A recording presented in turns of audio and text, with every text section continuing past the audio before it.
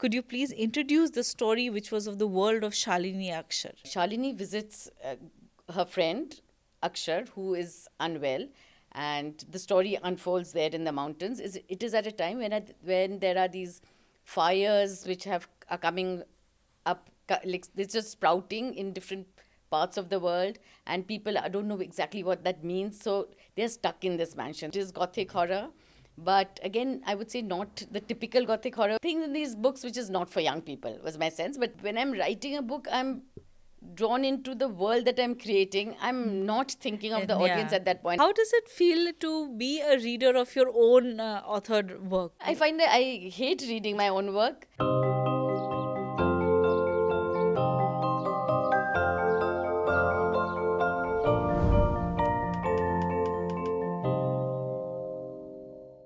Welcome to a new episode of The Dialogues. Today at Books and Banter, we have with us Ms. Himanjali Sankar. She's a well known writer and publishing consultant. Currently, a mentor for the Kozim Merchant Himalayan Writing Residency Fellowship, as well as managing editor of the Bombay Literary Magazine. With, as you all may remember, Mrs. C Remembers was her first novel for adults, which won her the Fiki Award for the upcoming author in 2018. She is also well known for children and young adults book shortlisted for Crossword Book Award and the Neve Book Award. Welcome to the show, Ms. Himanjali Sankar. Today we will be discussing her books The Burnings, which is a blend of gothic horror as well as psychological tensions. Let me start by asking you that, before we dive deeper, could you please introduce the story which was of the world of Shalini Akshar? So the burnings, it is, as you said, gothic horror, and it uses psychological suspense. It's set in a unnamed hill station, perhaps in North India, somewhere near where we are, as in somewhere near Delhi. And it's this mansion. It's dilapidated. It seems to be the site of, what should I say, unpleasant memories. There's so it's kind of got a life of its own. And Shalini visits her friend Akshar, who is unwell, and the story unfolds there in the mountains. It is at a time when there are these fires which are coming up, like they're just sprouting in different parts of the world, and people don't know exactly what that means. So they're stuck in this mansion. They can't. I mean, that's broadly how it's set. But beyond that, yes, it is gothic horror. But again, I would say not the typical gothic horror where it's the supernatural. There are no ghosts jumping out, but it's more like an emotional haunting. It's to do with the past, with unmet expectations of, from a gender perspective largely. But there are these three stories which ultimately you realize how they come together. But in the beginning, you don't know, they're these separate narratives which are running, and yeah, that's what the book does. So, the theme of your book, The Burnings, the topic is so interesting, and you've brought about you've blended such interesting sub themes to it, whether it is gender or whether it is horror. If you could highlight to us what inspired you to write on such a theme. Yeah. So, actually, I started this book as a retelling of Edgar Allan Poe's House of Usher. So it's just that I've always been interested in doing a retelling, and I don't think before this I didn't feel that sort of level of confidence, because I have been writing for, and this is my, I think, eighth or maybe seventh, eighth book.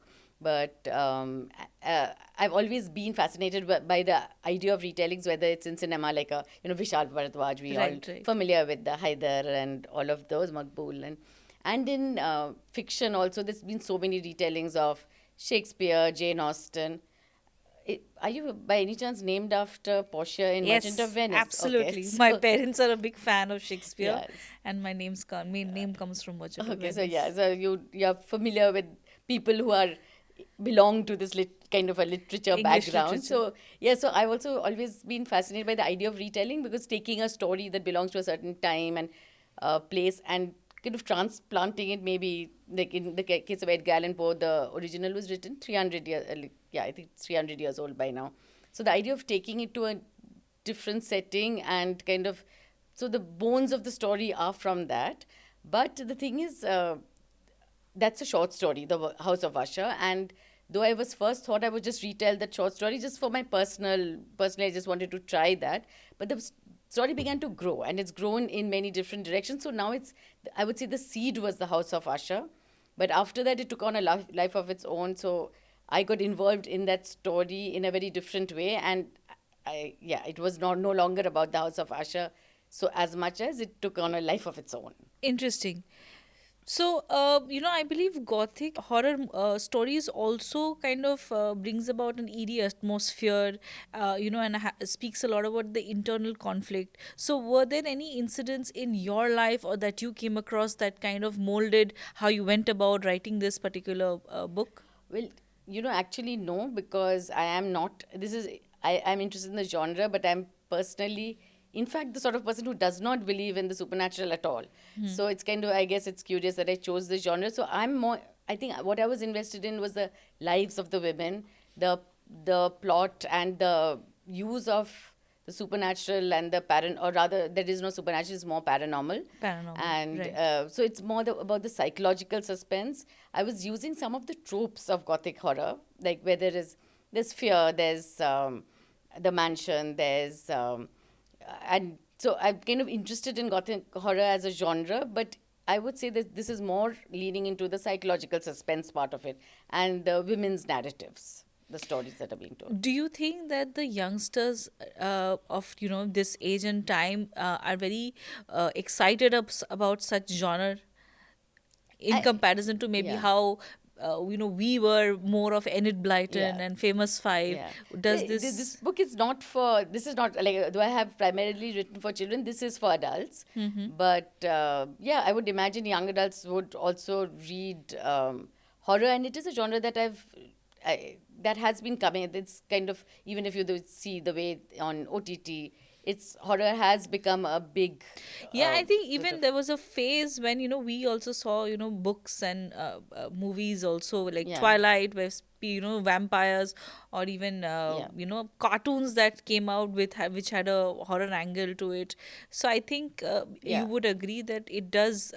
This generation is very excited about such a genre also. Yeah. So, when your book was published, how did you feel as an author? Which age group did it connect more to? I mean, what was your Yeah, feedback this from? is actually for adults. I mean, I have to say, because I I am absolutely, primarily a yeah. children's author. So my first six books were for children, and this is my second novel for adults. So Mrs. C Remembers was my first. So this is for adults. Of course, I'm sure teenagers would be reading it, but not for very young people. In fact, my niece, who's 15, she insisted on reading it, and I felt like there are a lot of there's things in these books which is not for young people, was my sense, but she enjoyed reading it. So yeah, this is not one of my children's books.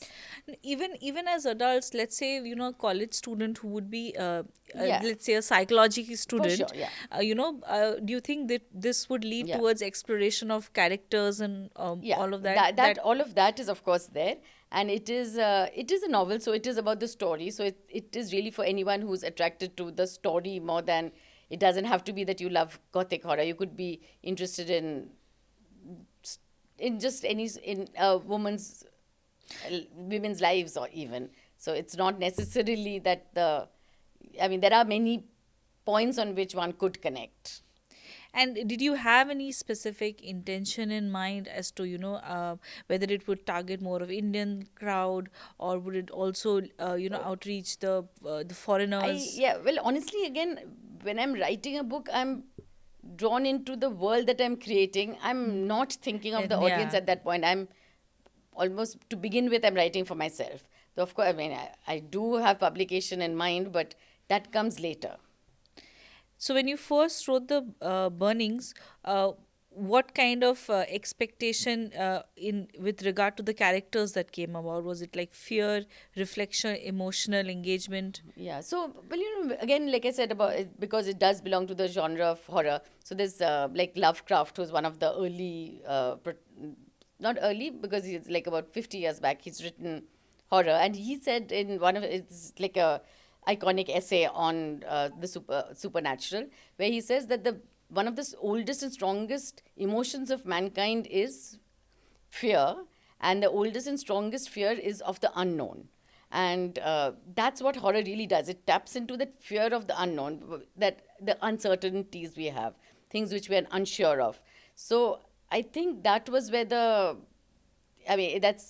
broadly where I'm using horror.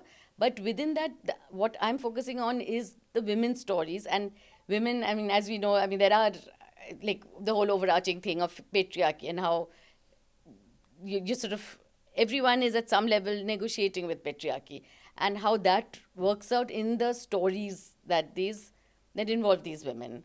So that's what's largely, I think, again, not like I was exactly planning to write about these issues, but that's the where the story took me, and that's how these issues came in. It's like, I've Margaret Atwood said somewhere that she was asked that why are all your women characters so paranoid, and she said it's because they are aware of their situation. I mean, so they should be. So I genuinely, in a way, when you're there is an so that paranoia, there is this sense of slight hysteria, paranoia in my novel, but that's really just arising out of an awareness of the situation that life is putting you in, more than anything else, Right. really. So I believe you have touched upon, since you spoke about women, angle of motherhood in this story. Why don't you tell our audience about that?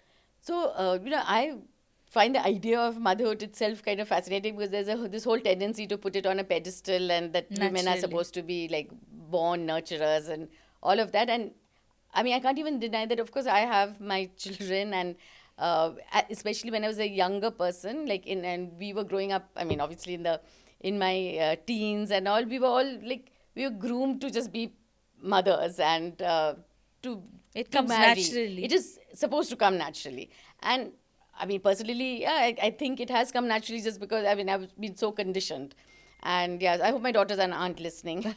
Yeah, but the thing is, over time, what I really felt was that it's such a unfair imposition on women, that you are expected to be so good at this thing called motherhood, which many of us are, I feel. I mean, we do take to it naturally, but it's that conditioning which has made us take to it naturally. And then when I read this, I don't know if you've heard of this, Let's Talk About Kevin. It's a novel by Oh, okay. Lionel Shriver, and it's also been made into a movie.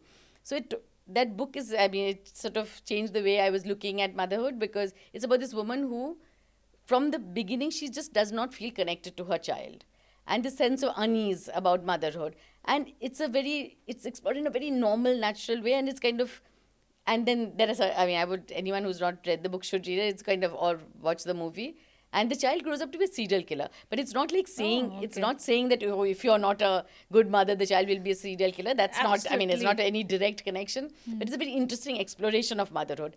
And I think that, and then of course, if you've seen Adolescence, I think that came out a couple of years back. So it's also about the way children are reacting to parenting and all of that. So Absolutely. I just wanted to see motherhood in a slightly, like, flip it a little, to Hmm. see it as something as not as innate as we imagine it is. And but also central to it is this bond which is so strong, which you, like, as a child, as a mother, you are constantly reacting to each other as parents and children. Hmm. And that bond can also fester in certain ways, but it is one of the strongest bonds we have. I mean, you Absolutely. can't Deny that. deny that also. So Yes. yeah, I just wanted to explore that in its entirety. I was just wondering that all of it was in the imagination of Flo, or did you also kind of conducted a survey where you went and spoke to people about their lives, or mothers, for instance, or women, and then kind of got, some Yeah. understanding as to how to go So, about it?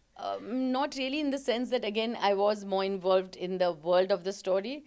But I would say that at this point, the book does come out of years of conversations with friends, with editors, with publishers, and also having I mean, always having been an editor and a publisher, I've the exposure to books and literature that's played into my writing a lot. So Mm-hmm. all that I've read, all that I've watched, all of that coming. But it's not like I did any research for this book specifically. But yeah, when I'm writing a book, I usually stay within that genre or the themes in that genre.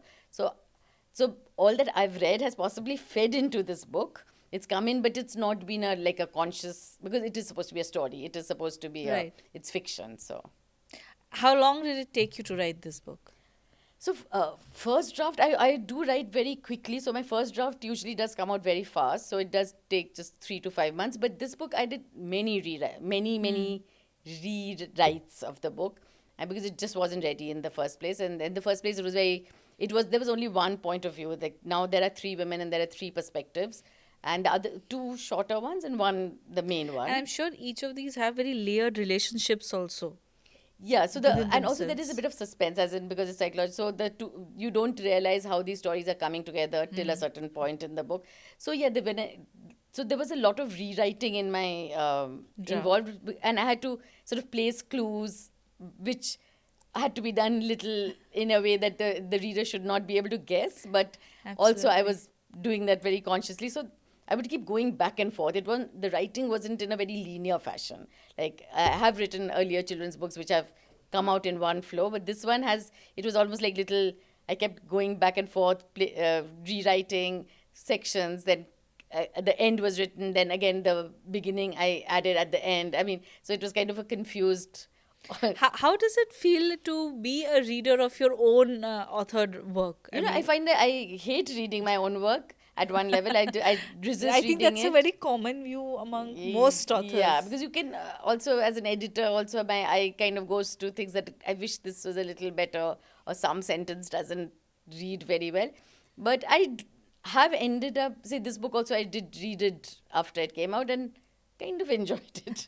I mean, yeah, Wonderful. yeah. So, have you started enjoying this genre? Would you be writing more of this genre, or what is your current work, Yeah, if we may ask? well, I'm not very sure. I might, because I really did enjoy writing this. I've written a children's book which also came out a few months back called Game On, which is not horror, but it's also in science fiction and has some, I mean, some similar themes, though it's much lighter and it's for 8 to Okay. 11-year-olds. So, but and I do like to write different, move between genres, because some of that I find that more challenging and more interesting for myself as a writer. But yeah, would definitely like to write one more horror at some point. But right now, what I'm writing is completely different. I'm co-authoring something with a friend, So, and not a sequel, but it's a yeah, it's a standalone, different standalone. novel. Yeah. So, in some of the analysis, critics have highlighted that how the story has blurred the line between reality and perception, particularly through Shalini's experiences. How consciously did you play the ambiguity as an author?